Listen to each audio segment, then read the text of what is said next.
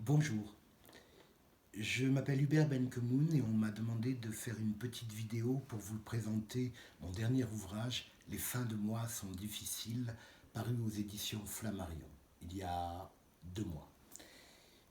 Cet exercice de vidéo est une des choses que je déteste le plus, et j'aurais préféré réellement venir vous rencontrer dans vos établissements scolaires pour échanger avec vous autour de mes pages, de ce qu'elles racontent, mais ça n'est pas possible, donc j'ai accepté cette petite vidéo. Vous voudrez bien être un peu indulgent. Les fins de mois sont difficiles est un livre qui raconte l'histoire de Mathilde. Mathilde est une jeune fille lycéenne solitaire qui aime beaucoup le lycée, qui aime beaucoup ses enseignants, pas tous de la même façon, pas toutes les matières de la même façon, mais qui aime plutôt cela. Un peu trop solitaire, elle a besoin d'intégrer un groupe, un clan, une tribu, vous l'appelez comme vous voulez, Mathilde a besoin des autres et elle a raison. Pour pouvoir intégrer un groupe de ses camarades de classe, Mathilde va accepter d'être un peu borderline, en tout cas un peu hors la loi. Elle va le faire parfaitement bien et être parfaitement intégrée, du moins le croit-elle. À un moment donné, quand on fait des choses hors la loi, on a à rendre des comptes à la police ou à la justice. Paradoxalement, ce n'est pas avec la justice ou avec la police que Mathilde va payer la plus chère des factures. C'est avec précisément ceux qui l'invitaient à être un peu borderline. Le harcèlement va tomber sur Mathilde, va faire beaucoup de mal, va la mener pratiquement jusqu'à l'extrémité. L'extrémité, pour moi, étant la mort. Mathilde ne mourra pas.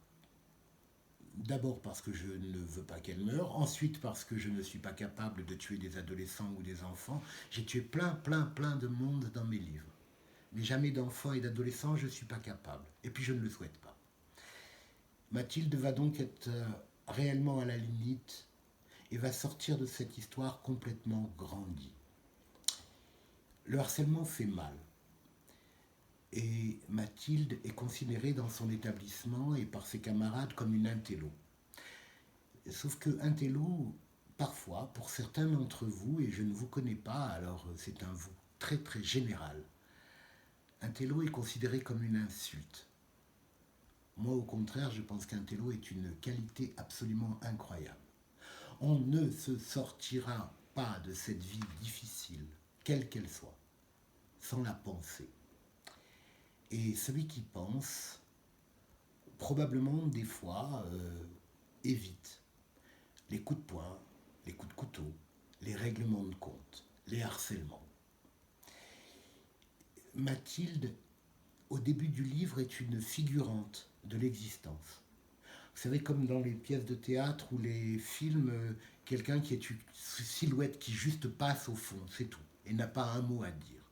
Elle est cette silhouette au début du livre, et à la fin du livre, elle va devenir le personnage principal de sa vie. C'est pas grand-chose, c'est pas rien non plus. C'est même probablement essentiel.